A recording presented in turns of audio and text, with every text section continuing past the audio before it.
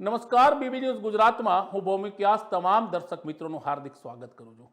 શહેરી વિસ્તારમાં ટ્રાફિકની અગવડતાને ધ્યાને લઈ સરકારે ઈ મેમોની વ્યવસ્થા કરી, પણ આપને જણાવી દઈએ કે ટ્રાફિકના નિયમનું પાલન કરવામાં રાજ્યમાં સૌથી વધારે જો કોઈ બેદરકાર હોય તો તે અમદાવાદવાસીઓ છે। અમદાવાદવાસીઓએ એક વર્ષમાં 7 કરોડ 24 લાખનો દંડ ભર્યો છે।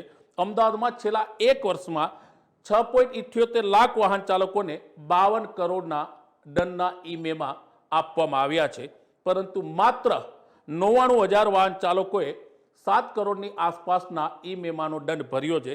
મતલબ સાફ છે કે 51 કરોડની આસપાસનો જે દંડ છે તે દંડ અમદાવાદવાસીઓએ ભર્યો નથી, અને તેને કારણે હવે ટ્રાફિક પોલીસે નિર્ણય કર્યો છે કે જેમનો દંડ બાકી છે તેમની પાસેથી સખ્તી સાથે આ દંડ વસૂલ કરવામાં આવશે। અમદાવાદ શહેરમાં ટ્રાફિક નિયમના ભંગ બદલ ઈ મેમોને જનરેટ કરવામાં આવે છે। જો કે વાહન ચાલકો મોટાભાગના ઈ મેમો ભરતા ન હોવાનું સામે આવી રહ્યું છે।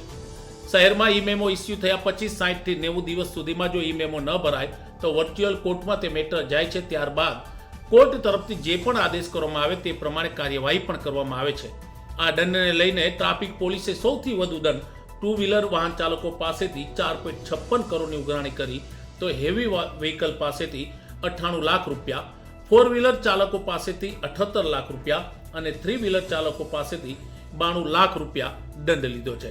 શહેરના 212 જંકશનો પર કુલ 2557 કેમેરા લગાવેલા છે, જેમાં સ્માર્ટ સિટીના 130 જંકશન પર પણ 2303 કેમેરા લગાવેલા છે, જ્યારે સિટી સર્વેલન્સ અને ઇન્ટેલિજન્ટ ટ્રાફિક મેનેજમેન્ટ સિસ્ટમ દ્વારા 82 જંકશનો પર 254 કેમેરા લગાવવામાં આવ્યા છે। પરંતુ છેલ્લા 2 વર્ષથી આ 82 જંકશનોનો કરાર પૂર્ણ થઈ ગયો હોવાથી આ જંકશન પર લગાવેલા કેમેરા છેલ્લા 2 વર્ષથી બંધ છે। તો બીજી બાજુ 130 જંકશન પૈકી માત્ર 45 જંકશનો પર લગાવેલા 720 કેમેરા ટ્રાફિકના નિયમોના ભંગ બદલ 2 કેટેગરીમાં સજાની જોગવાઈ કરે તેવા મેમો આપે છે।